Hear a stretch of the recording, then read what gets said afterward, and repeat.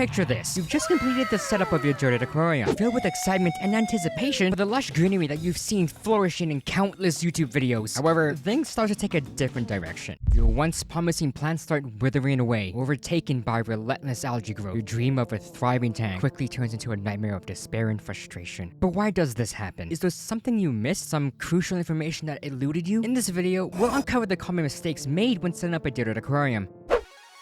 This first mistake is one that even I have made, is using medium to large size gravel for the cap. While it may seem like a suitable choice given the color of the gravel chosen, it can lead to unintended consequences. One of the primary issues arises from the gaps that form between the gravel particles. These gaps provide an escape route for the underlying soil, allowing it to leach out into the water column. As a result, a sudden influx of nutrient occurs, disrupting the delicate balance of the aquarium. This becomes an open invitation for opportunistic algae to thrive and take over the tank. To avoid this, it's crucial to consider using finer substrates such as sand or gravel with a size of 1 to 3 millimeters. By using a finer substrate, you minimize the risk of soil leaching and maintain a healthier aquatic environment, which also aids in promoting healthy root growth, which keeps the plants anchored down. However, even if you do use finer substrate, soil may still leach into the water if you don't do this next.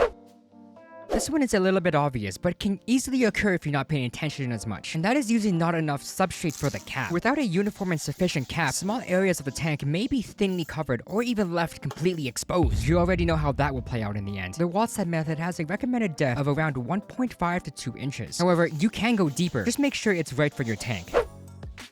Many beginners overlook the importance of planting an adequate number of plants, especially fast-growing ones, right from the start. During the initial stages, there is often an abundant supply of nutrients, including ammonia, in the water. Without a sufficient number of plants that uptake these nutrients, the imbalance can have a detrimental effect on your tank. Not only that, if ammonia levels rise to dangerous levels, your plants can suffer from ammonia burn and melt away, thus lowering the overall plant mass even more. All of that decaying plant mass will also generate more ammonia if not taken care of.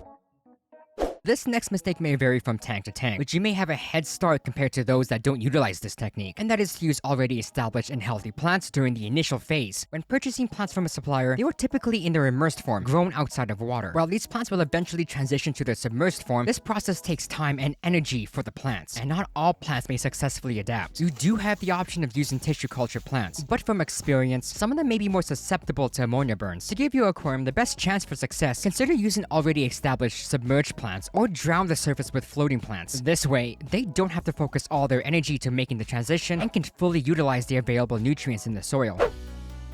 There is often a misconception that once you set up a dirted tank, maintenance tasks such as water changes become unnecessary. I too have fallen for this illusion in the past. As mentioned before, there can be an abundance of ammonia present. Performing regular water changes is essential to prevent ammonia levels from reaching a point that could lead to plant ammonia burn. Even established submerged plants are still susceptible to ammonia burn. While hardiness of plant species may vary, it is not a risk one should take. However, as your tank progresses and reaches a point of lush growth with a fully established nitrogen cycle, you may gradually experiment with reducing the frequency of water changes. Furthermore, you need to be very careful if you're going to be moving any plants around. Soil can easily breach the surface when uprooting plants if you're not careful enough, which means they are more or less stuck in that area if they grow an elaborate root system. If you're unsure of the plants that would be suitable for dirted tanks and beginners, check out this video where I go over 10 of them.